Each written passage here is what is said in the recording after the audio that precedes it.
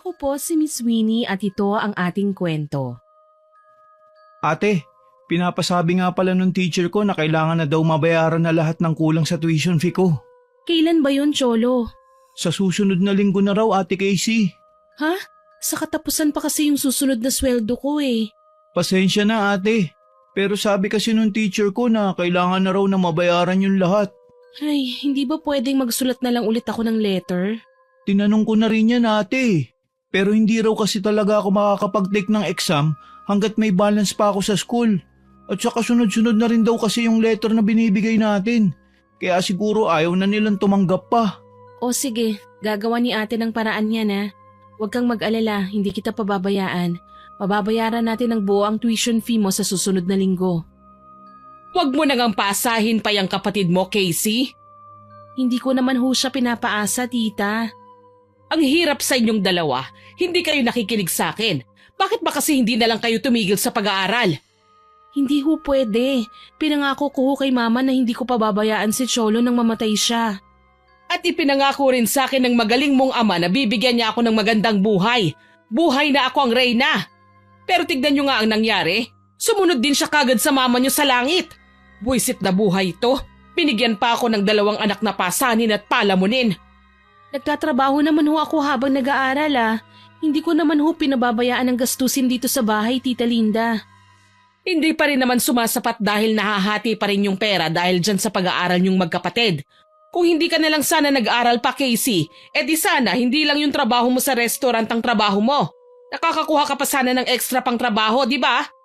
Hindi ko ho pababayaan ang pag-aaral ko dahil huling taon ko na po ito at makakapagtapos na ako. Kung hindi rin nag-aaral yang si Cholo, di sana nakakapagtrabaho na rin yan. 17 anyos na rin naman yan. Kayang-kaya niya na magtrabaho. Magtatapos din naman po ng pag-aaral si Cholo, Tita Linda. Wala naman ho akong hinihingi sa inyo kahit 5 sa aming magkapatid eh. Talagang wala kayong mahihita sa akin. Hindi ko nga kayo kaano-ano eh. Kung hindi lang ako natatakot sa multo ng ama nyo, matagal ko na kayong pinabayaan na magpalaboy-laboy sa gitna ng kalsada, no? Ang sabihin mo, hindi mo kami mapalayas dahil ako ang gumagawa ng pera sa bahay na ito. Ano? May binubulong-bulong ka pa dyan, Casey? Wala ho, Tita Linda. Mabuti naman at wala. Siya nga pala, may 500 ka ba dyan? Pahingi muna dahil parating na yung parcel ko. Mga lotion ko yon na in-order ko online. Wala na ho akong pera dito, tita.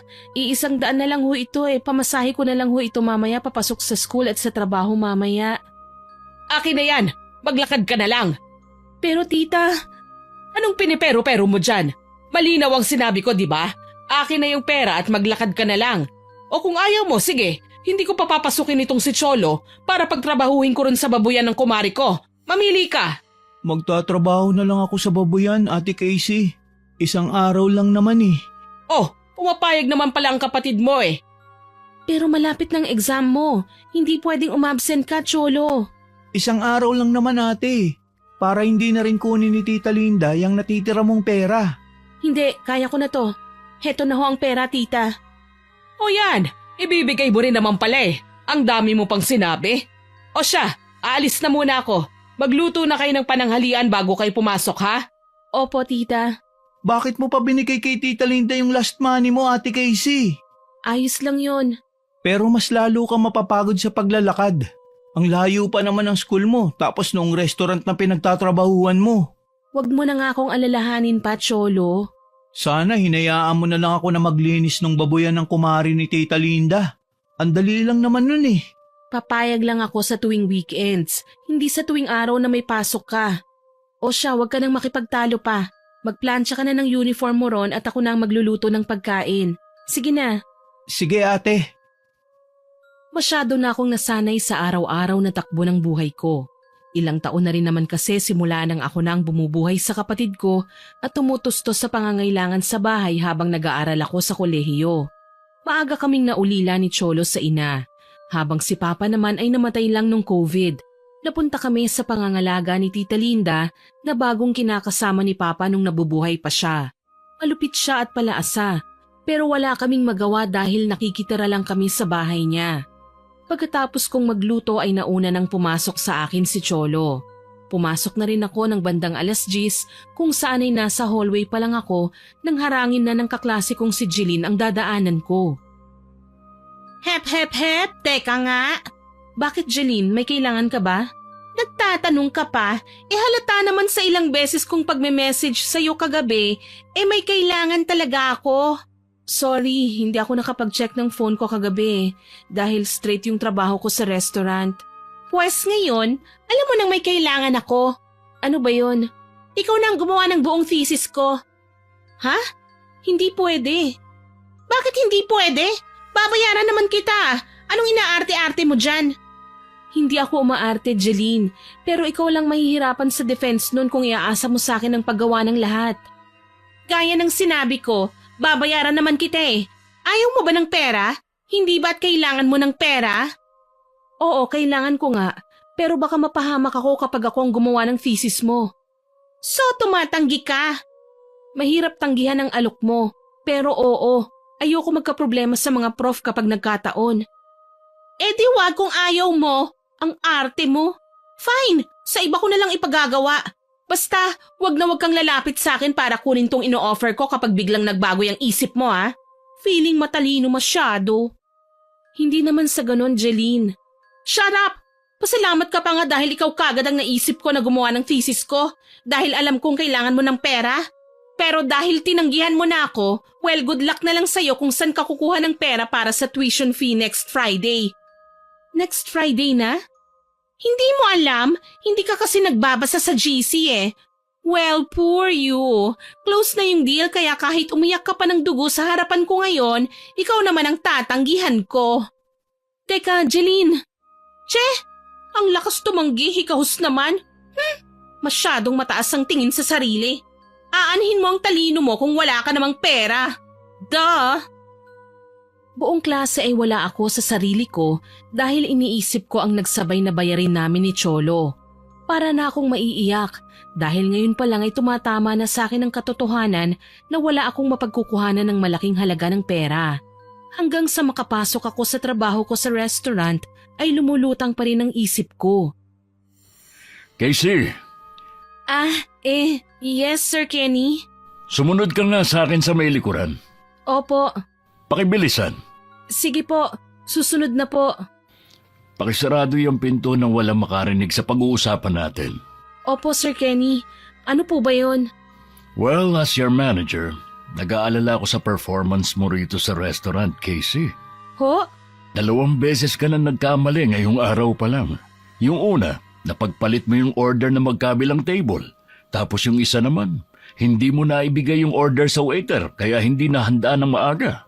Sorry po Sir Kenny, huwag niyo po sana akong tatanggalin sa trabaho. Kailangan ko lang ho talaga ito eh. Nabanggit sa akin ng ibang mga katrabaho mo na may problema ka raw kaya lagi kang wala sa sarili. Meron nga ho. Ano bang problema yun? Baka naman matulungan kita. Kailangan ko lang ho kasi ngayon ng medyo malaki-laking pera. Naku, sa katapusan pa naman ang dating ng sweldo. Kaya nga ho ako namomroblema eh. Sobrang kailangan na ho kasi ng kapatid ko ng pang-tuition fee niya. Tapos sumabay rin ho ang tuition fee ko sa susunod na Biyernes. Huwag kang umiyak, Casey. Sa tingin mo, magkano ba ang kakailanganin mong halaga? Mahigit kumulang na 10,000 po Sir Kenny. Ba, malaki-laki nga. Hindi pa naman yan mapupulot ng basta-basta lang. Kaya nga po eh. Nako, huwag kang ngang umiyak. Halika, yayakapin kita ng kumalma ka naman kahit papano. Naku, hindi na ho. Baka ho may makakita pa sa ating dalawa tapos baka ho kung ano pang isipin Sir Kenny. Nag-aalala kasi talaga ako sa iyo eh. Ikaw pa naman ang isa sa pinakamasipag kong empleyado. Alam ko na may malaki ka lang na problema kaya ka nagkakaganyan. Kaya naman, hayaan mong tulungan kita. Po? Nag-aalala lang kasi talaga ako sa iyo kaya... Sige, hayaan mong tulungan kita. Ilalakad ko kaagad yung cheque mo mamaya para makuha mo agad yung sweldo mo.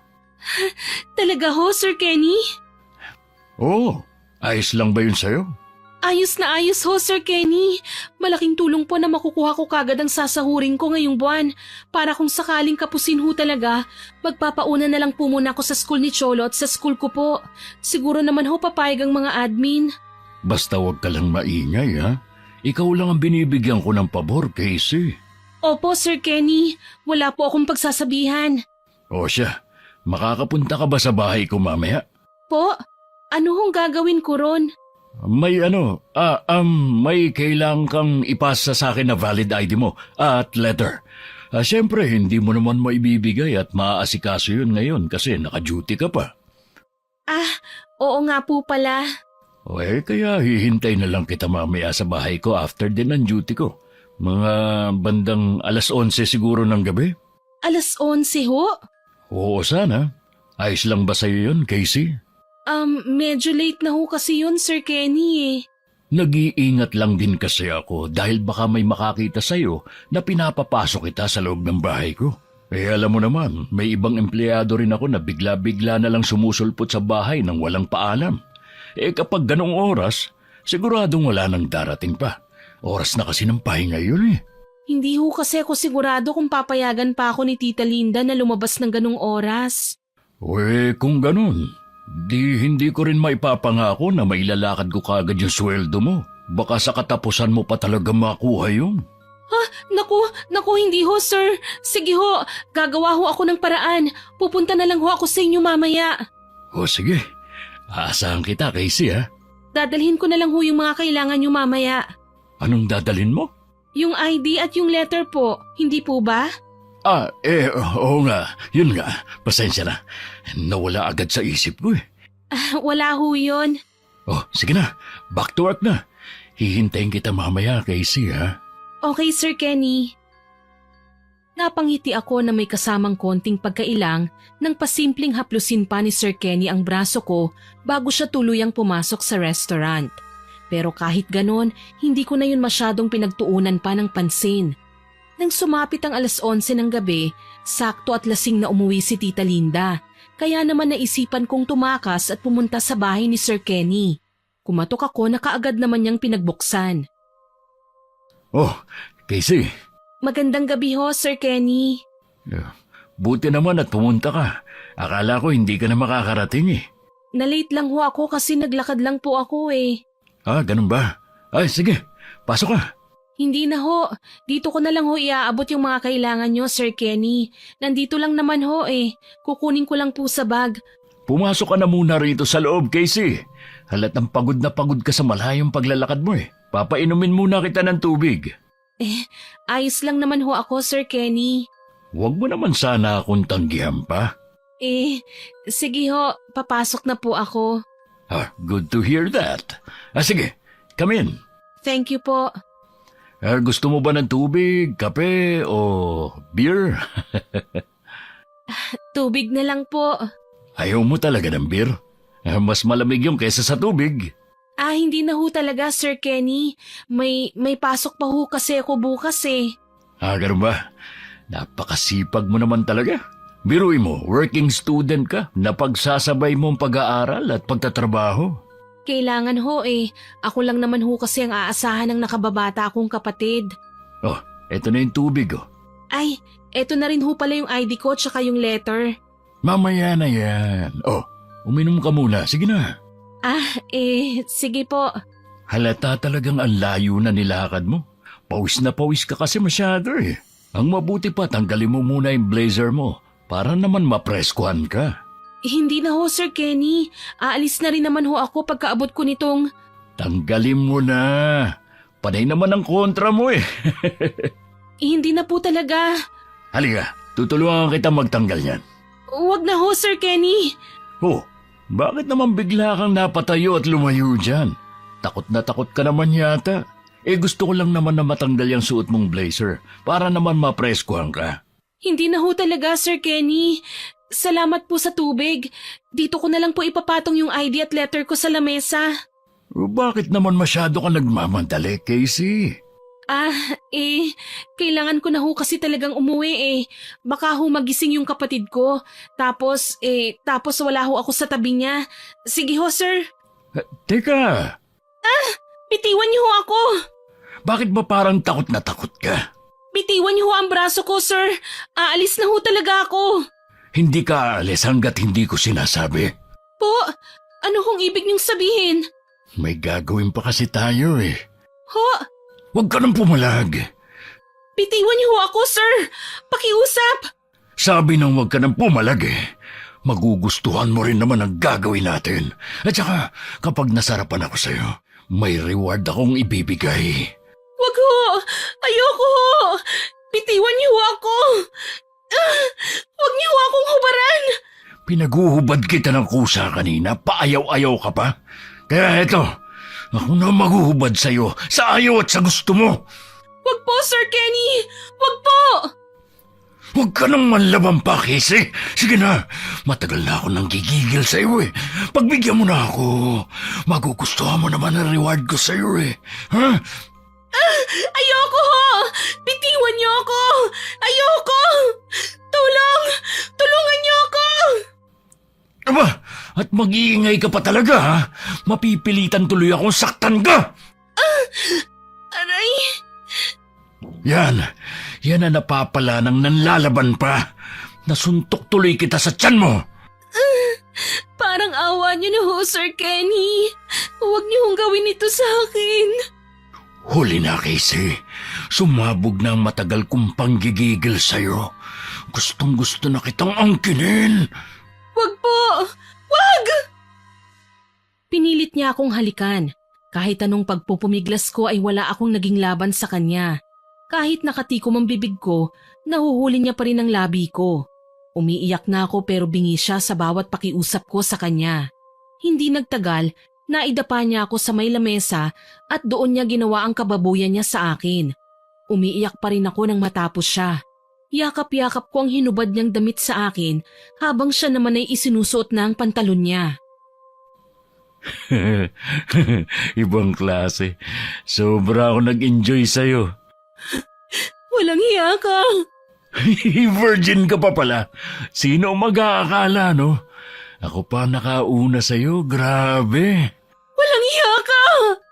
Siguro nga. Pero wala naman akong pakialam kung walang hiya ako. Ang malaga, nakatikim ako ng birhen.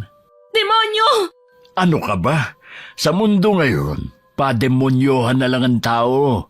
Kung tutuusin, baka nga mas mababa pa ang pagiging demonyo ko kaysa sa iba dyan eh. Ipakukulong kita. Sisiguraduhin kong mabubulok ka sa bilangguan. Pinapatawa mo naman ako, Casey. Bakit? Akala mo ba hindi ko kayang gawin?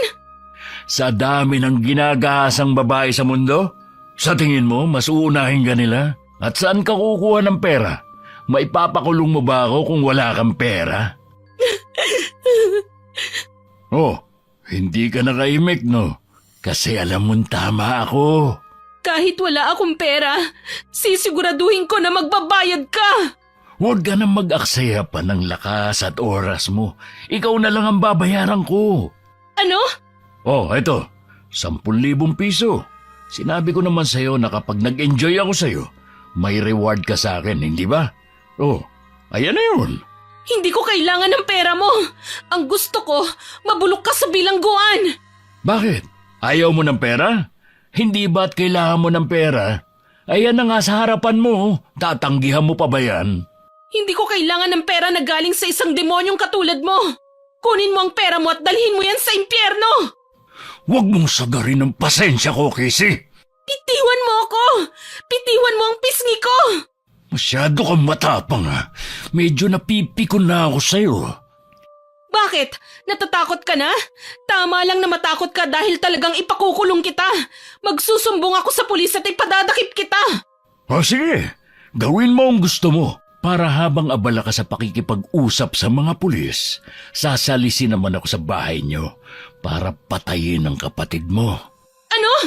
Huwag mong idadamay rito ang kapatid ko. Walang iya ka. Bakit? Nagawa ko ngang gahasain ka eh. Patayin pa kaya ang kapatid mo? Kilala ako ni Cholo, di ba? Nakakausap ko siya kapag sinusundo ka niya para sabay kayong umuwi. Ilang beses na rin kami nag-usap. Madali na lang din niya akong pagkatiwalaan. Madali ko lang siyang mapapaikot sa palad ko, katulad ng pagpapaikot ko sa'yo. Gusto mo ba yun, Casey? Walang iya ka. Sagot! Hindi. Huwag mong idadamay rito ang kapatid ko. Oh, yun naman pala eh. Kung ayaw mo talagang masaktan ang kapatid mo, di manahimik ka at kunin mo tong pera. Wala kang kasing sama! Kung masama ako, di sana hindi na kita babayaran. Pero naaawa pa rin naman ako sa'yo dahil kailangan mo ng pera. Hindi ba? Baboy! Demonyo! Oo na! Itawag mo na sa akin ang lahat ng gusto mong itawag. Wala naman akong pakialam dyan Ang mahalaga sa akin, nasarapan ako at nakaraos ako. Kaya ito, tanggapin mo na tong pera. Ay nako. Just consider this as my payment. Para lang yung bayad sa mga bayarang babae. Hindi ako bayaran! Alam ko naman. Kaya nga ikaw ang natipuhan ko Kasi alam kong jackpot ako sa iyo.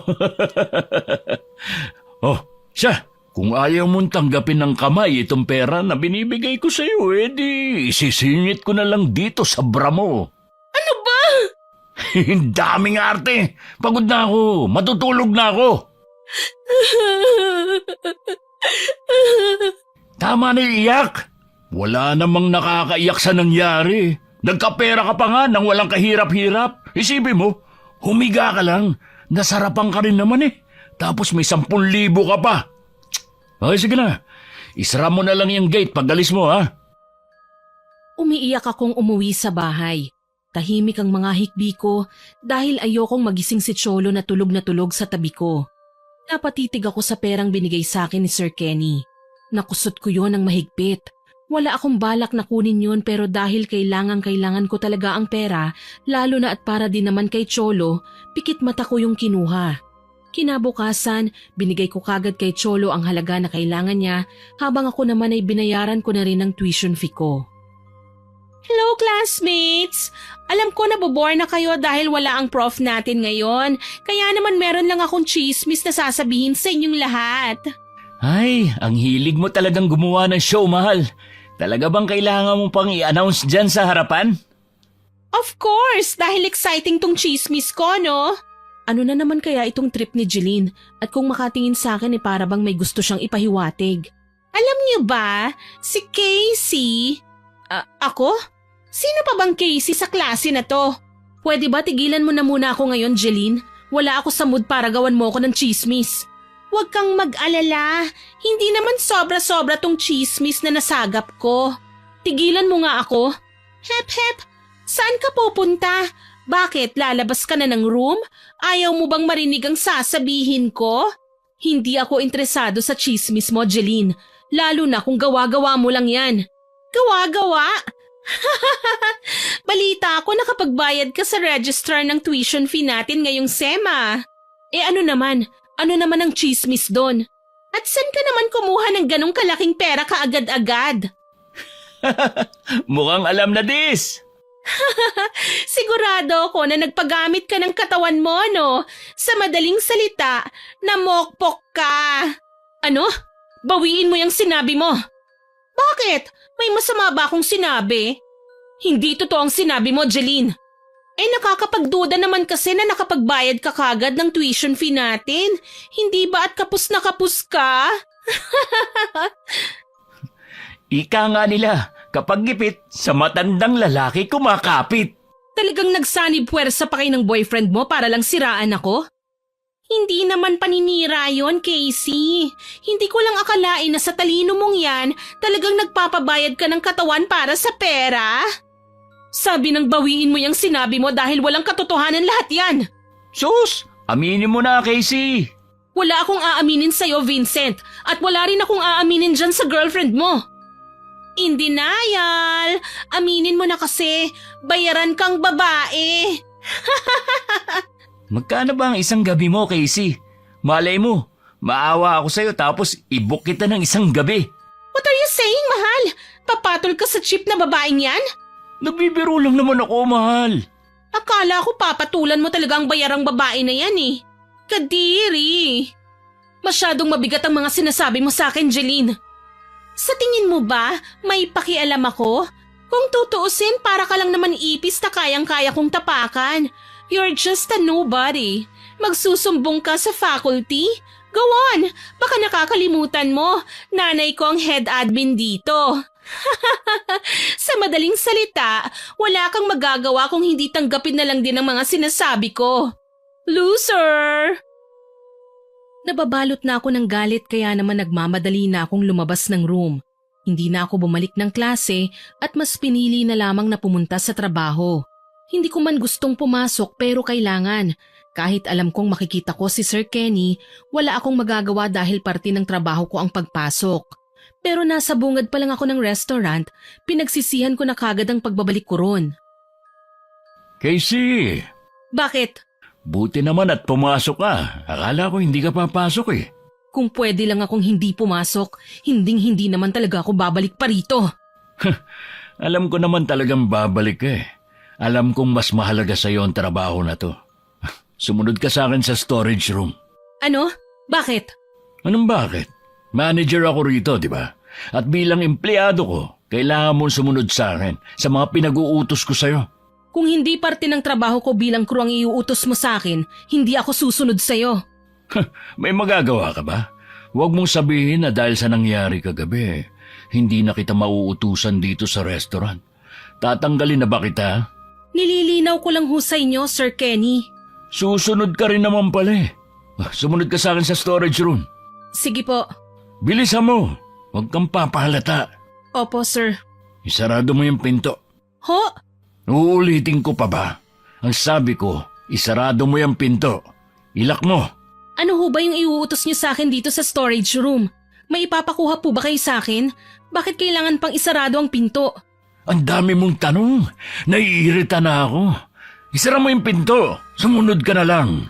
Ayoko ho. O sige. Ayaw mo? Eh di iba na lang iuutos ko sa'yo. Magubad ka. Ano? Hindi ko ho yun gagawin. Ay, naisip ko kasi na masyadong mahal pala yung naibayad ko sa'yo kagabi. 10,000 para sa isang beses lang. Hindi ako papayag, lugi ako. Lalabas na ho ako. At saan ka pupunta? Hindi ka lalabas. Bitiwan niyo ho ako. Hindi ka lalabas dito hanggat di ko nasusulit ang ibinayad ko sa'yo kagabi. Bitiwan niyo ako. Tulong! Sisigaw ka pa, ha? Bitiwan niyo ako. Kailangan makadalawa man lang ako sa'yo. Mahirap bang intindihin yun? Hubad na! Ayoko. Bitiwan niyo ako. Magpupumiglas ka pa, ha? Talagang pahihirapan mo pa ako? Bitiwan mo ako.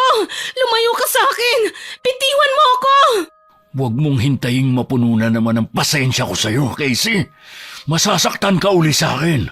Huwag mo akong susubukan. Ayoko. Hindi na ako papayag na babuin mo pa ako. Lumayo ka sa akin. Tabi. Aray! At talagang matapang ka na ngayon para itulak mo ako? Huwag kang lalapit sa akin. Lumayo ka. This time hindi na ako papayag pa. Hindi na ako papayag na maulit pa ang kababuyan na ginawa mo sa akin. Isusumbong na kita sa mga pulis. Isusumbong mo ako? Paano mo ako masusumbong? Anong isusumbong mo? Na ginahasa kita? Nagpapatawa ka ba? Bakit? Totoo naman na ginahasa mo ako ah. Tinanggap mo yung perang binigay ko sa'yo, di ba? Ibig sabihin, bayad ka. Walang panggagahasa sa ginawa ko sa'yo kagabi. Ano? Kung hihingin ko ba yung 10,000 na ibinigay ko sa'yo, maibabalik mo ba yun ngayon din? For sure, hindi na. Pero ginahasa mo ako. Malinaw yon. At sino nga maniniwala sa'yo kung tinanggap mo ang pera? Wala ka ng pinagkaiba sa bayarang babae nun. Hindi nga ako bayarang babae. Tumigil na kayo sa kasasabi niyan sa akin. Wala nang marami pang satsat. Hubad! Kailangan masulit ko yung binayad ko sa yung 10,000. Halika na! Nanggigigil na naman ako sa iyo eh. Lumayo ka sa akin. Ayoko! Aray! Talagang nanlalabang ka na ha? Pagbabayarin kita. Pagbabayarin ko kayong lahat na tumatapak sa pagkatao ko. At ano naman ang gagawin mo? Magsusumbong ka sa pulis? Papatayin ko ang kapatid mo kapag ginawa mo yun. Papatayin din kita. Ano? Papatayin din kita. Sisingilin ko kayong nang mamaliit sa akin. Babalikan ko kayo. Ano? Anong mga pinagsasabi mo dyan? Halika nga na makatikim ka na sa akin. Gusto mo yata talagang masaktan pa eh. Sabi nang lumayo ka sa akin eh. Tabi! Wala kang kawala sa akin. Aray! Ang buhok ko! Bitiwan mo ako! Mas gusto mo pa kasi na nasasaktan ka. Imbis na ibigay mo na lang ang gusto ko, talagang pahihirapan mo pa ako. Bitiwan mo ako! Sabi ng bitiwan mo ako eh! Etong sayo! Aray! Nalinti ka na! Bakit mo ako tinuhod? Kapag ako hindi na nagkaanak ng dahil sa'yo, babalikan kita pati na rin ang kapatid mo. Buwisit ka! Sabi ng wag mong idadamay ang kapatid ko eh! Papatayin ko kayong pareho! Uunahin kita at yun ang sisiguraduhin ko! Ano? Saan ka pupunta? Ha? Bumalik ka rito! Casey! Umuwi akong umiiyak. Ramdam ko ang panginginig ng buong kalamnan ko. Alam ko sa sarili ko na napuno na ako. Nasagad na ng mga taong nang mamaliit sa akin ang pasensya ko. Buti na lang nang dumating ako sa bahay, wala si Tita Linda. Malaya tuloy akong nakapasok sa bodega sa silong ng bahay. Ang kaso nga lang, hindi ko akalain na maaabutan ko rin doon ang kapatid ko na si Cholo.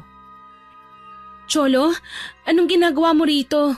Ate, buti naman at dumating ka na. Umiiyak ka ba? Ate, Bakit? Anong nangyari? At saka anong ginagawa mo rito? kinulong ako ni Tita Linda dito. Ano? Bakit? Bakit niya ginawa yun? Nung umuwi kasi ko kanina, nalaman niya na nakapagbayad na ako ng tuition fee. Nabanggit daw ng kumari niya sa kanya. Pilit niyang tinatanong kung saan ako kumuha ng pinangbayad ko sa school. Pinipilit din niya ako na maglabas ng pera kasi alam niya, pinagtataguan natin siya ng pera. Nung wala akong mailabas, kinulong niya ako rito. Hindi na raw ako papasok. Ano? Walang hiya talaga si Tita Linda? Mas inuuna pa raw natin ang pag-aaral kaysa ang bigyan siya ng pera. Wala raw tayong utang na loob. Sinaktan ka ba niya, Cholo? Hinawakan niya lang ng mahigpit tong pisngi ko kanina, ate. Saka hinawakan niya yung kwelyo ng uniforme ko. Pero hindi naman niya ako binugbog. Walang hiya rin talaga ang babaeng yun. Pati ikaw na batang walang kalaban-laban sa kanya, ginaganon niya. Pati siya, sisiguraduhin ko na magbabayad din siya. Ano? Anong ibig mong sabihin, ate? Dito ka lang. San ka pupunta, ate? May hahanapin lang ako. Anong ginagawa mo, ate Casey? Anong hinahalongkat mo dyan sa mga lumang kahon? Hinahanap ko yung mga naiwang gamit ni nanay. Ha? Alin dun, ate? Yung itim na libro ni nanay. Alam kong nandito lang yun. Bakit mo hinahanap yun, ate? Maigpit na bilin sa atin ni Papa. Wag na wag nating hahalongkatin ng mga naiwang gamit ni nanay, di ba? Yun lang ang tanging makakatulong sa ating dalawa para hindi na tayo pagmalupitan pa ng mga tao. Pero ate... Heto, nakita ko na. Ate, wag! Kabilin-bilinan sa atin ni Papa na... Bakit? Nasaan ba si Papa? Hindi ba't wala siya sa tabi natin? Iniwan niya rin tayo. Hindi niya tayo may pagtatanggol pa sa mga taong mahilig tayong tapak-tapakan lang. Alam ko nakasulat sa itim na libro na yan, ate. At sa tingin ko, mas makakabuti kung hindi natin yang gagalawin. Alam mo ang tungkol dito? Minsan ko na rin yang nahawakan bago ako pagbawalan ni Papa na galawin yan. Bago mamatay si Mama, alam ko na may kakayahan siya na mambarang. Hindi niya yun inilihim sa akin at kay Papa. Si Mama mismo ang nagsabi na hindi naman masamang gumamit ng itim na kakayahan. Lalo na kung ang tanging intensyon mo lang naman ay ang ipaglaban ng sarili mo. Pero ate... Hindi mo ako naiintindihan, Cholo eh. Hindi mo alam kung anong pinagdaanan ko. Ano nga ba, ate? Alam kong umiiyak ka rin nang dumating ka. Hindi na para malaman mo pa ang mga pinagdaanan ko. Ang gusto kong malaman mo ngayon, hindi na ako papayag pa na masaktan pa tayo. Hindi na ako papayag na maliitin tayo ng mga tao. Hindi na ako papayag. Babalikan ko sila at iisa-isahin. Sino bang sila ang tinutukoy mo, ate Casey? Basta, ipinapangako ko na pagbabayarin ko sila.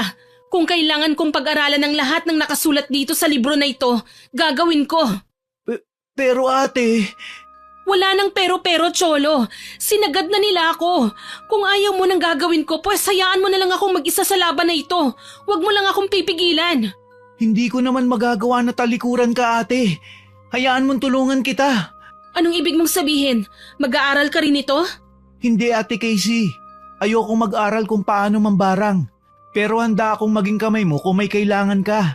Katulad ng sinabi ko, kahit kontra ako sa gusto mong mangyari, Hindi kita kayang talikuran. Sige, sabay nating buksan tong libro. Ikaw na ate. Natatakot ako eh. Ako na lang. Ang sabi rito, ang barang ay isang uri ng mahika na sinasabing higit na doble ang bagsik kesa sa kulam. Ang mambabarang ay maaaring magdala ng panganib sa kahit na kanino sa pamamagitan lang ng paghipo o paghawak ng tao mismo o kaya sa kahit na anong bagay lamang ng taong nais niyang saktan o wasakin. Ngayon pa lang, nangingilabot na ako Ate Casey. Nakasulat din dito ang mga paraan na pwede kong gawin para makapagbigay ako ng sakit sa isang tao. Ano naman yung paraan na yun ate? Maraming paraan na mga nakasulat dito, pero ito lang ang gusto kong gawin dun sa una kong gagantihan. Ano yan ate? Bibigyan ko siya ng sakit at palolobohin ko ang tiyan niya. Kailangan ko lang isulat ang pangalan niya tapos ipapakain ko yung papel sa kahit na anong hayop na may kinalaman sa tubig. Tapos, ililibing ko yung hayop na yun sa lupa na matatamaan ng sinag ng buwan. Magsisindi ng itim na kandila sa loob ng 3 araw. Ngayon pa lang, nangingilabot na ako Ate Casey. Hindi naman kita pinipilit na tulungan ako, Cholo eh. Hindi ate, tutulong ako. Kung ganon ngayon pa lang, gusto ko nang simulan ito, Cholo. Anong gagawin natin ate? Maghahanap tayo ng hayop. Sige ate. Kinagabihan, dahil lasing na umuwi si Tita Linda, kaya naman malaya kaming nakatakas ni Cholo para manghuli ng hayop. Naging madali lang naman sa amin na makahanap ng hayop na gagamitin na may kinalaman sa tubig dahil may bangbang sa likod ng bahay. Si Cholo ang nanghuli nun para sa akin. Okay na kaya tong palaka Ate Casey? Okay na yan, nakatira naman yan sa tubig eh. Buti malaki-laki ang nahuli ko. Sige na, ipatong mo na yan dito para maipakain ko na yung papel na sinulatan ko ng pangalan. Patingin nga ate. Wag na. Bakit? Gusto ko lang naman malaman kung kaninong pangalan ang sinulat mo dyan eh. Tsaka ko na ipapaalam sa'yo. Sa ngayon, mas maganda na hindi mo muna alam, Cholo. Sige na, ihiga mo na yung palaka para maipasok ko na yung papel sa bibig niya. Sige ate. Dito na magsisimula ang kalbaryo ng buhay mo, Sir Kenny. Ano yun ate? May sinasabi ka ba? Wala. Ibuka mo na yung bibig niyan at ipapasok ko na yung papel. Sige, eto na ate. Nakakadiri. Eto na, ipapasok ko na. Ano? Nakapasok na ba ate? Oo, sinisigurado ko na pumasok talaga yung hintuturo ko sa loob. Nakakadiri nga eh. Kung ganun, maghuhukay na ako ng lupa. Sige, dito ka na maghukay, Cholo. Dito yung parte na natatamaan ng sinag ng buwan eh. Sige ate. Ihahanda ko naman yung ititirik natin na itim na kandila. Para saan naman yung itim na kandila Ate Casey? Sabi sa libro, papatakang natunaw na kandila sa mismong palaka na nakalibing kaya susukan ng itim na likido ang binabarang. Sa loob ng 3 araw, bibigat na ang katawan ng taong binarang hanggang sa lumobo ng tiyan nito. Ganun pala yun. Kaya sige na, bilisan mo na nang mailibing na natin yung palaka. Sige Ate Casey. Maghukay ka lang ng mababaw at ako naman ang maglilibing. Okay. Ikaw ang uunahin ko, Sir Kenny. Ikaw ang uunahin ko dahil ikaw ang may pinakamalaking nagawang kasalanan sa akin. Hindi kita patatahimikin. Sa loob ng 3 araw ay binalik-balikan namin ni Cholo ang pinaglibingan ng palaka at matyagang sinindihan niyo ng itim na kandila. Sinadya ko rin talaga na sa 4 araw lang pumasok sa trabaho. Pagkagaling ko sa school ay doon na kagad ako dumiretso. Pagdating ko roon, hindi ko kagad nakita si Sir Kenny, pero iba ang nabungaran ko nang kumukuha ko ng order. Look who's here, mahal! Small world! Ano pong order niyo, ma'am, sir? Hindi ko alam na nagtatrabaho ka rin pala rito. Ang dami mo naman yatang racket, Casey. Tawagin niyo na lang ho ako ulit kapag ready na yung order niyo. Teka, huwag kang bastos sa customer ha? Tatalikuran mo pa talaga ako? Kailangan ko na hong kunin ang order niyo eh. Isa rin ba ito sa trabaho mo? Hanggang ano oras ka rito? Bilib din naman ako sa'yo, no? Nagpapahinga ka pa ba? Oo naman. Ano naman ang ibig mong sabihin sa tanong na yan? Kasi isipin mo ha, pumapasok ka, tapos nagtatrabaho ka rin pala rito sa restaurant na ito. And then, pagsapit ng madaling araw, nagpopokpok ka naman. Tigilan mo ako, Jeline. Hanggang dito ba naman? Kasi iniiwasan mo ako ng sobra sa school eh. Kaya hayan, sinundan na rin kita hanggang dito. Wala ka bang magawa sa buhay mo? Please lang, nagtatrabaho ako kaya kung guguluhin mo ko, wag dito. At talagang tatalikuran mo na naman ako, ha? Aray! Ano ba? Pitiwan mo nga ang braso ko. Nakakabastos na kasi ang pagtalitalikod mo sa akin habang kinakausap pa kita. Customer ako rito, kaya tratuhin mo ko ng tama. Kanina ko pa nga hinihingi ang order nyo pero hindi nyo ibinibigay. Kaya ano pang gagawin ko sa harapan nyo? Aba, at talagang sumasagot ka sa customer? Aray! Nasasaktan ako! Pitiwan mo nga ako, Jeline! Aray, ang buhok ko! Ano ba? Huwag mong sasaktan ng girlfriend ko! Siyang ayaw bumitiw sa akin. Ang lakas ng loob mo na higitan ng buhok ko? Hindi mo ba alam na libo-libo ang ginagastos ni Mami sa salon para lang dito sa buhok ko na hinigit mo? Hindi mo kasi ako binibitawan Sinagad mo ng pasensya ko, Jeline. Ang kapal ng mukha mo? Sinaktan mo ako? Customer nyo? Hindi ako papayag. Tawagin mo yung manager mo. Kailangan malaman niya ito para matanggal ka sa trabaho. Ano? Huwag mong sabihin na gumagawa ka lang ng iskandalo para matanggal nga ako sa trabaho. Sana inisip mo yan bago mo ako saktan. Ikaw ang unang nanakit. Wala akong pakialam. Sinaktan mo ang customer nyo, kaya kailangan matanggal ka sa trabaho. Tulad ng sabi ko, tawagin mo ang manager mo. Tawagin mo na! Hindi dapat pinalalagpas ang ganyang empleyado! Ano? Ano pang tinatayo-tayo mo dyan? Tawagin mo yung manager! Ako ang manager. Anong nangyayari dito? What? You're the manager? Ako nga. You look gross. Nagsiserve kayo ng pagkain tapos ganyan ang itsura mo? Oo nga. Pawis na pawis yung uniform mo. Para ka naligo sa sarili mong pawis. Pasensya na. Hindi lang maganda ang pakiramdam ko. Tumatalab na bang barang ko sa kanya? Oh well, wala akong pakialam kung masama ang pakiramdam mo, mister. Pero gusto ko lang ireklamo itong isang empleyado nyo. She pushed me. Itinulak niya ako at nasaktan ako. Ano? Ginawa mo yun kay Casey? Ayos lang ba kayo, sir? Parang nahihilo yata kayo Umiikot ang paningin ko. Hey, Mr. Manager, ano ba? Naririnig mo bang reklamo ko? Mukha yatang mawawala ng malay yung manager, mahal. Wala akong pakialam. Kailangan matanggal sa trabaho itong si Casey. Hey! Sorry, ma'am. Masama talaga ang pakiramdam ko. Yak! Huwag ka nga masyadong lumapit sa akin. Ang baho ng amoy mo. Amoy pawis ba yan? Ang sakit! Ngayon umaarte ka naman na masakit ang tiyan mo. Pakikinggan mo bang reklamo ko o tamad ka lang para asikasuhin ang complaint ko? Sa tingin ko hindi siya nagpapanggap, mahal. Mukhang hindi talaga okay ang pakiramdam nitong si Mr. Manager. Butil-butil na yung pawis niya, Parang sobrang namumutla rin siya. Umalis na nga lang tayo rito. Ano na? Kailangan ay matanggal sa trabaho itong si Casey. Talaga bang panggigigilan mo ko? Wala ka talagang magawa sa buhay mo, ano? Oo, kailangan ay masipa ka sa restaurant na ito. Hey manager, nakikinig ka ba? Humarap ka nga sa akin. What the? Yuck!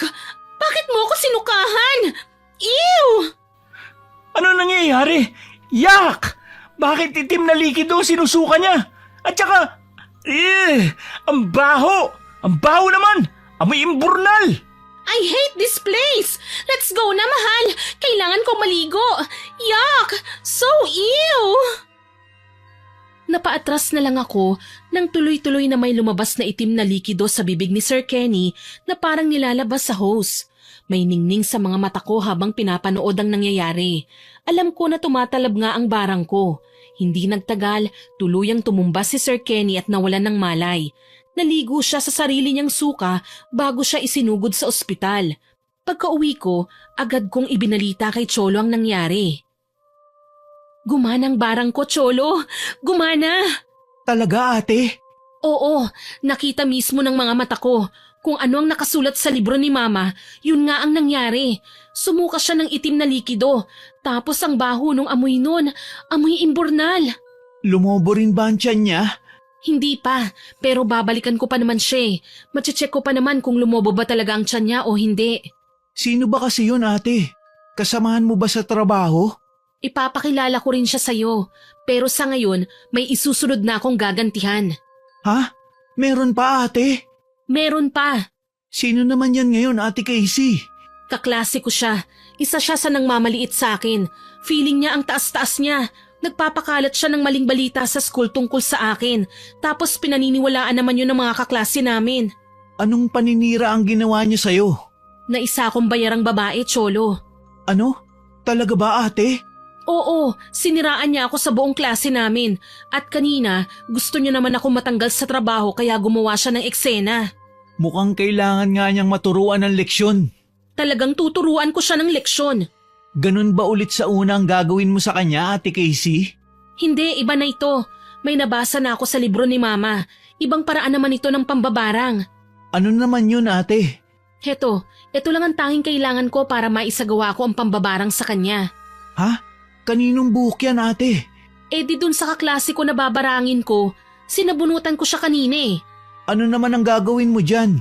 Itatali ko ang buhok na ito sa kahit na anong insekto na mahuhuli natin.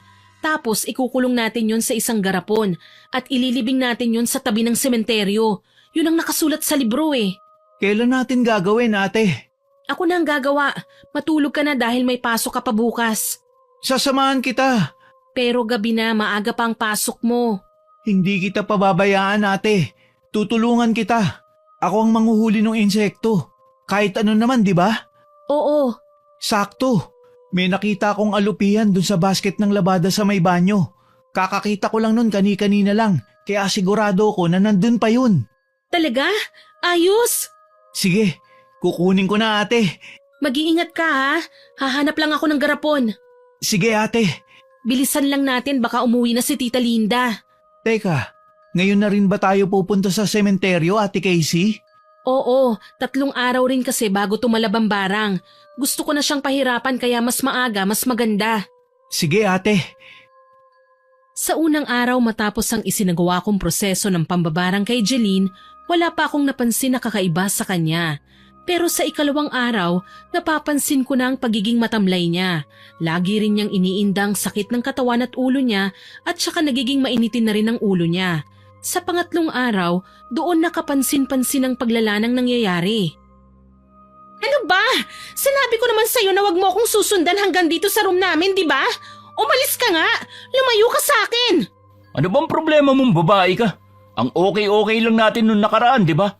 At saka pinagtatawanan na ako ng mga tropa ko dahil dyan sa inaasta mo. Para ka raw baliw. Baliw? Sinong baliw? Ikaw, pinapahiya mo ako sa harap ng mga tropa ko. Parang kahapon, kumakain tayo sa restaurant. Tapos pilit mong sinasabi na may insekto yung kinakain mo kahit wala naman. Dahil meron talaga. Wala nga eh, wala. Tapos kanina, bigla ka na lang sumigaw sa gym. Sinasabi mo na punong-puno ng insekto yung bag mo. Wala naman. Kung ayaw mong maniwala sa akin, di wag kang maniwala. Pero alam ko kung anong nakikita ko. Ewan ko sa'yo, baliw ka na yata. Hindi ako baliw. Tingnan mo nga sarili mo. Nakakatulog ka pa ba? Ang lalim na ng mga mata mo. Sinabi ko naman sa'yo na hindi ako makatulog ng maayos, di ba? Bakit? Dahil na naman sa sinasabi mo na parang may alupihang malaki na gumagapang sa kisame ng kwarto mo? Dahil totoong nakikita ko yon. Tapos ano? Naliligo ka sa bathtub nyo at may malaking gagamba naman. Totoo nga ang sinasabi ko, Vincent. Bakit ba ayaw mong maniwala? May nakikita nga akong insekto sa kwarto ko. May gumagapang na malaking alupihan sa kisame. Yung mga pagkain ko, hindi ko makain dahil paulit-ulit kong nakikita na may nakalahok doon na langaw, bulate at may mga lupa pa nga minsan. Ewan ko sa'yo. Lahat ng sinasabi mo, hindi ko naman nakikita. Nababaliw ka na nga talaga kung ano-ano na lang ang nakikita mo. Sabi nang hindi ako baliw eh. Umalis ka na nga sa harapan ko. Alis! Ay talaga nga alis ako. Di umalis ka. Baliw! O kayo, anong tinitingin-tingin nyo dyan sa akin? Huwag nyo akong matingnan-tingnan dyan kung ayaw nyong dukutin ko isa-isang mga mata nyo. Tapos na ang eksena. Mukhang gumagana na sa kanyang barang ko ah. Hoy mga chismosa! Hoy, makaupo na nga muna. Nakakairita. O ikaw, Pokpok, anong tinitingin-tingin mo sa akin ha? Wala naman. Huwag mo akong matingnan-tingnan ha? Mukha kang may sakit. Ayos ka lang ba? Ano bang pakialam mo? Curious lang ako kung totoo ba ang mga sinasabi mo. Nakakakita ka ba talaga ng mga insekto? Totoo ba yun o gawa-gawa mo lang? Uulitin ko, ano bang pakialam mo? Kasi ang alam ko, kapag raw nakakakita ng mga insekto tulad ng mga malalaking gagamba o kaya malaking alupihan, may demonyo raw na lumalapit sa'yo. Ano? Totoo ba yung sinasabi mo? Oo, bakit? Totoo rin ba yung sinasabi mo? Oo, mukha ba akong nagbibiro? Tignan mo nga itong mga eye bags ko, oh. Niwala akong sapat na tulog dahil sa nangyayari sa akin. Baka naman nananaginip ka lang. Hindi! Totoong may gumagapang na malalaking alupihan sa kisame ng kwarto ko.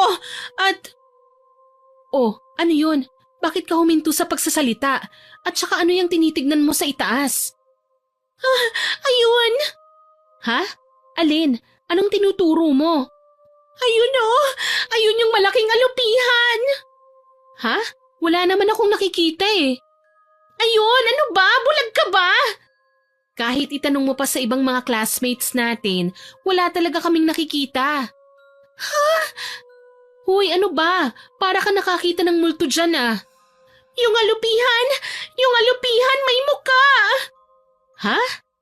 Nakangiti siya sa akin. Nginingitian niya ako. Nakatingin siya sa akin ng diretso. Ano bang pinagsasasabi mo, Jeline? Wag! Hoy, baka malaglag ka dyan sa upuan, Jeline. Bakit ka ba umakyat dyan? Bumaba ka nga dyan. Ang daming insekto sa sahig. Gumagapang sila. Wala naman ah. Papalapit sila sa akin. Para silang nagkakasundo na lumapit sa akin. Gusto ko nang lumabas. Gusto ko nang umalis dito. Pinapahiya mong sarili mo, Jeline. Mukhang tama nga si Vincent. Parang nababaliw ka na. Tignan mo, pinagtitinginan ka na rin ng iba nating mga kaklase. Wala akong pakialam. Ayan na. Ayan na. Gumagapang na sila sa akin. Tanggalin nyo. Tanggalin nyo. Yung mga insekto, tanggalin nyo. Ayoko nito. Tulong. Tulungan nyo ako. Jeline, kumalma ka nga. Ayan na. Umaakyat na sila sa katawan ko. Pumapasok sila sa damit ko. Ano ba? Sinasaktan mong sarili mo. Pagpagin nyo ito. Pagpagin nyo. Tanggalin nyo mga insekto na ito. Casey, tulungan mo ako. Paano ko nga papagpagin wala naman akong nakikita? Ayoko nito. Ayoko nito. Nababaliw ka na nga yata. Tanggalin nyo na. Sinasaktan mo ng sarili mo. Oh. Sa haba ng kuko mo, nagkakasugat-sugat na yung braso mo. Pumapasok yung mga insekto sa balat ko. Tulungan niyo ako. Alisin niyo. Alisin niyo. Parang awa niyo na. Nagpapanik na pinagpag ng paulit-ulit ni Jeline ang braso niya pati na rin ang damit niya. Lihim akong napapangiti habang pinapanood siya. Sa lakas ng sigaw niya, nagdatingan tuloy ang mga teacher namin. Hindi nagtagal, nahimatay siya at sinugod na sa ospital. Pagka-uwi ko sa bahay, bala ko sanang ikwento kagad kay Cholo ang nangyari. Pero natigilan ako nang maabutan ko siyang bugbog sarado. Cholo? Ate! Anong nangyari sa'yo? Bakit puno ng pasayang mukha mo? May dugo pa yung gilid ng labi mo. Binugbog ako ni Tita Linda, ate! Ano? Bakit? Hindi niya na kasi ko pinapapasok kaninang tanghali noong umuwi ako para kumain ng tanghalian. May usapan na raw sila ng kumari niya na magtatrabaho ako kaninang hapon doon sa baboyan dahil nakabali na raw siya ng pera. Pero sabi ko na hindi ako makakapag-absent dahil may exam nga ako. Wala akong nagawa kundi ang tumakas. Tapos pagka-uwi ko kanina, ayun, binugbog niya ako. Walang iya talagang babaeng yan? At sinong walang ya, ha? Ikaw ang walang ya. Tignan mo nga ang ginawa mo sa kapatid ko. Tignan mo. Tama lang na matamaan siya sa akin dahil pinahiya niya ako sa kumari ko. Walang kalaban-laban sa iyo si Cholo para saktan mo siya ng ganyan, Tita Linda. Kung sumunod sana siya sa gusto kong mangyari, edi hindi ko sana siya tuturuan ng leksyon. Nag-aaral ang kapatid ko, kaya normal lang na pumasok siya. Hindi pagtakas ang ginawa niya. Aral? Aral? Wala akong pakialam kung nag-aaral kayo. Ako ang masusunod sa pamamahay na to dahil bahay ko to. Nakikitira lang kayo sa akin. Pero akong gumagastos sa bahay na ito. At ipamumukha mo yan sa akin ngayon? Anong pakialam ko? Tama lang na magtrabaho ka dahil dalawa ang bibig niyong magkapatid. At isa pa, habang nakatira kayo sa bubong na pagmamay-ari ko, hawak ko kayo sa leeg. Kung gusto niyo akong kalabanin, bakit hindi kayo lumayas? Talagang lalayas kami. Aalis talaga kami sa bahay na ito oras na magkaroon lang ako ng sapat na pera. Akala niyo basta-basta lang kayong makakaalis sa pamamahay na ito? Anong ibig mong sabihin? Kailangan niyo muna akong bayaran ng 20,000 para sa 5 taon niyong pagtira dito sa bahay ko. Ano? Yun ang halaga ng hinihingi ko para sa upa niyong magkapatid. Hindi kami magbabayad sa'yo ng ganon dahil ako nga ang gumagastos dito sa bahay eh. At talagang lumalaban ka na sa akin ngayon, ha? Aray! Ang buhok ko! Ate! Huwag kang makialam dito kung ayaw mong dagdagan ko yung pasa sa mukha mo, Cholo! Lumayo ka na, Cholo! Kaya ko na to! Aray! Bitiwan mo ako! Kulang pa ito sa pagsagot-sagot mo sa akin. Ang kapal ng mukha mo. Matapang ka na ngayon, ha? Aray! Dapat sa'yo kinakalbo. Ayan, dapat bunutin lahat sa sabunot ang buhok mo para magtanda ka. Aray! Ano ba, Tita Linda? Bitiwan mo ako! Ingungudgud ko ang mukha mo sa sahig para numipis-nipis naman yung makapal mong pagmumuka. Ate! Tama na! Aray! Hindi lang yan! Kulang pa yan! Hetong sayo! Pweh! Dapat sayo dinuduraan! Ate! Bakit mo dinuraan si ate? Napakasama mo talaga, Tita Linda! Manahimik ka kung ayaw mong duraan din kita! Tama lang na duraan ko siya bilang patunay na hanggang dyan lang din siya sa lupang kinababagsakan niya. Kasing baba ka lang na parang lupa. Tinatapak-tapakan at dinudura-duraan. Yun ang role mo sa mundong ito, Casey. Kaya huwag ka nang mangarap pang makakaalis dito at lumayo. Gusto mong makalis kayong dalawa ng kapatid mo sa poder ko? Magagawa nyo lang yon kapag patay na ako. Kaya patayin nyo muna ako. Sige, gagawin ko yan. Ano? Anong sinabi mo? Wala akong sinabi si ate. Akala ko sasagot pa siya ulit O siya, paghanda niyo ako ng hapunan. Dapat may pagkain na ako pagbalik ko rito Mga walang kwenta. Ate, ayos ka lang ba?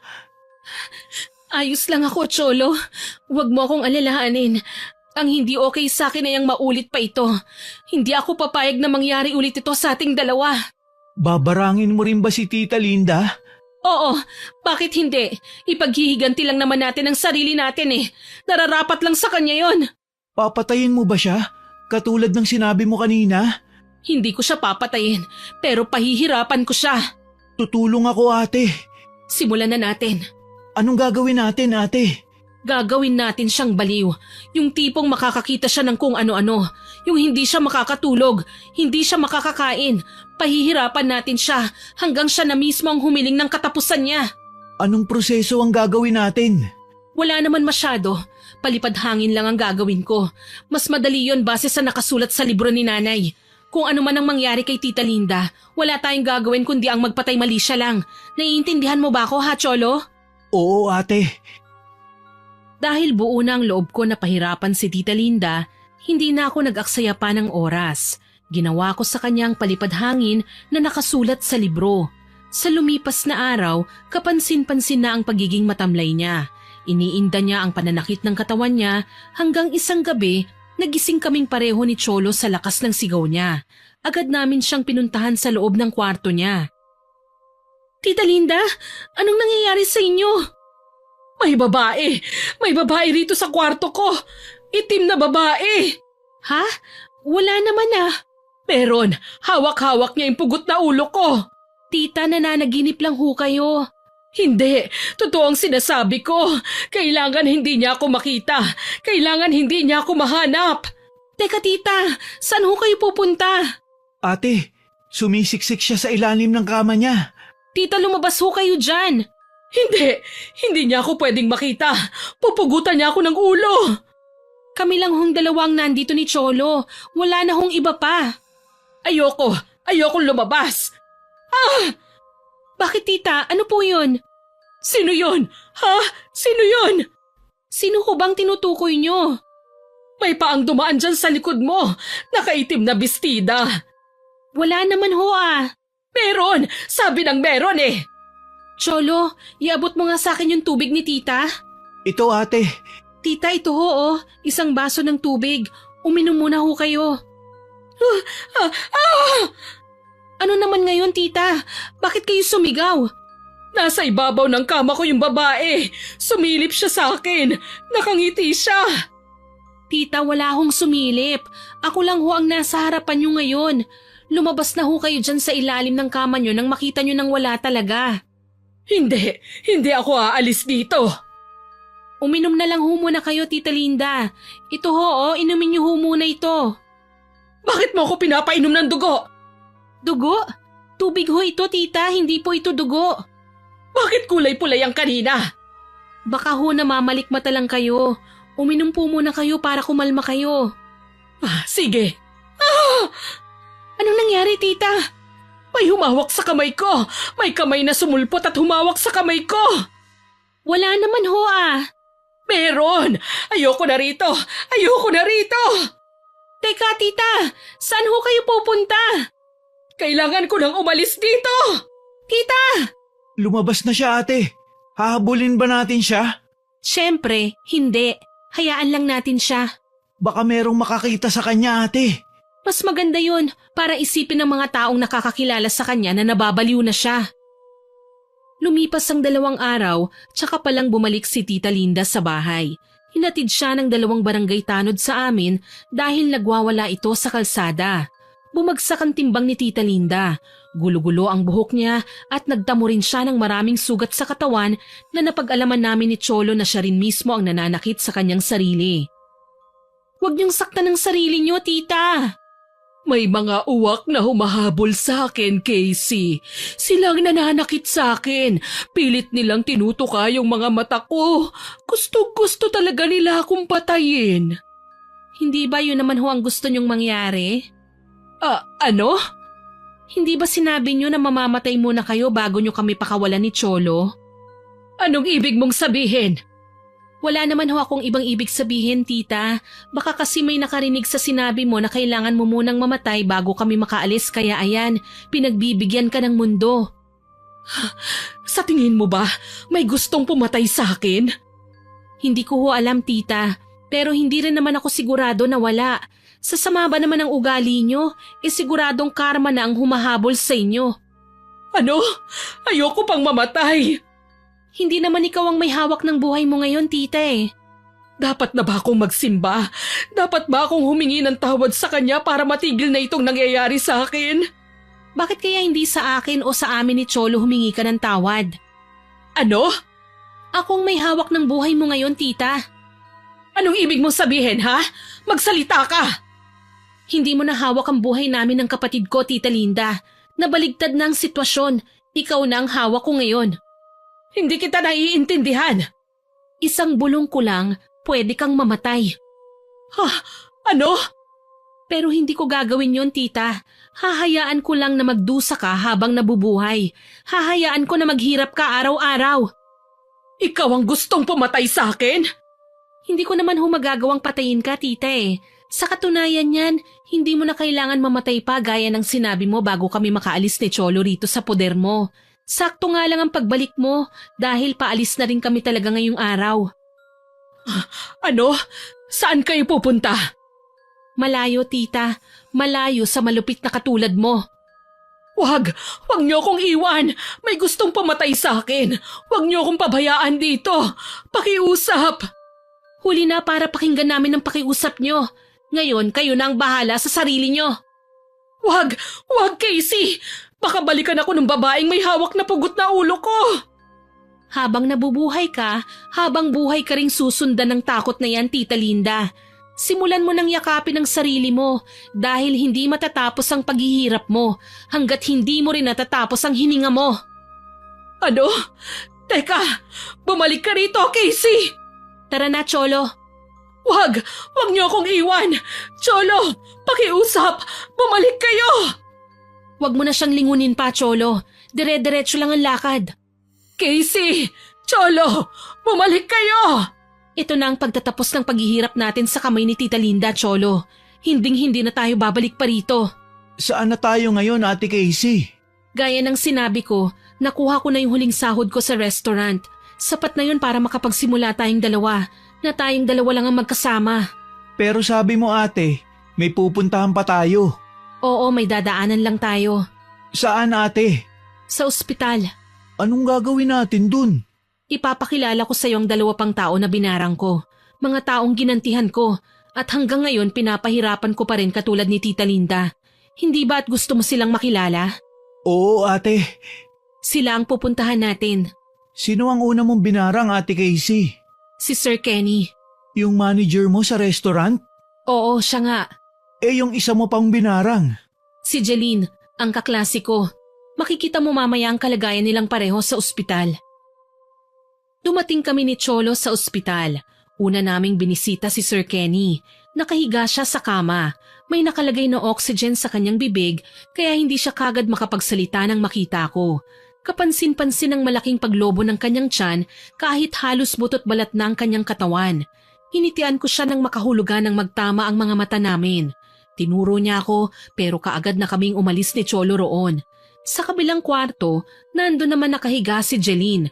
Nagsusumigaw na parang baliw. Narinig pa namin sa nurse na nagbigay na ito ng rekomendasyon sa magulang ni Jeline na ilipat na siya sa mental hospital. Pwede na tayong umalis ngayon. Tatalikuran mo na lang ba sila ng ganun ate?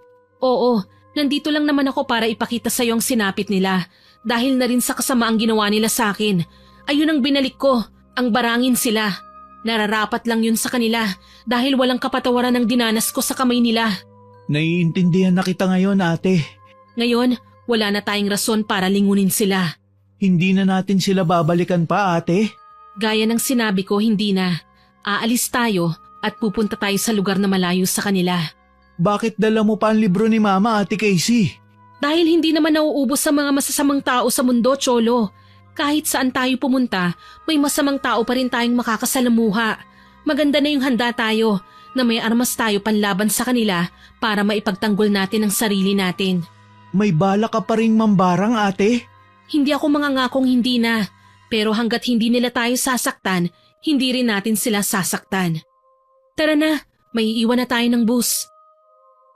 Sa totoo lang, hindi mapipigilan ng gumanti lalo na kung mabigat ang kasalanan na nagawa ng isang tao sa buhay natin.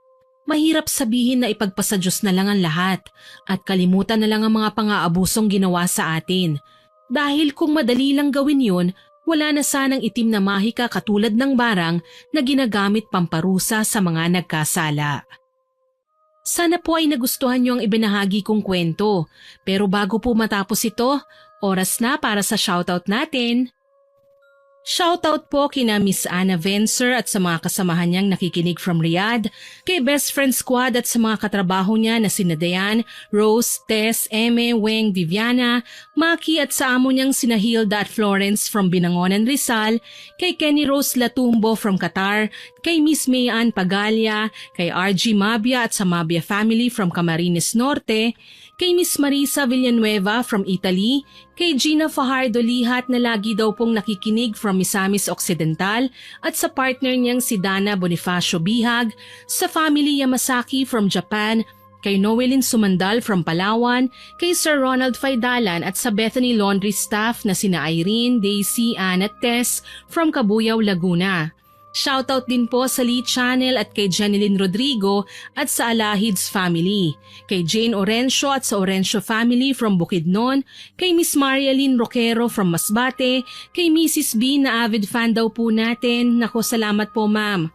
Kay Miss Roslyn Vicariato from Kuwait, Miss Rosalyn Percoma na lagi pong nagko-comment sa stories natin, kay Miss Jane Ruiza na nakikinig daw po habang namamlansya from Saudi Arabia, kay Tutsi Galula na laging may smiley emoji, kay Ma'am Rebecca Castro na nag-comment sa sugapang Mr. Upload na magaganda raw po ang kwento natin at lagi siyang nakikinig sa channel natin. Salamat po ma'am.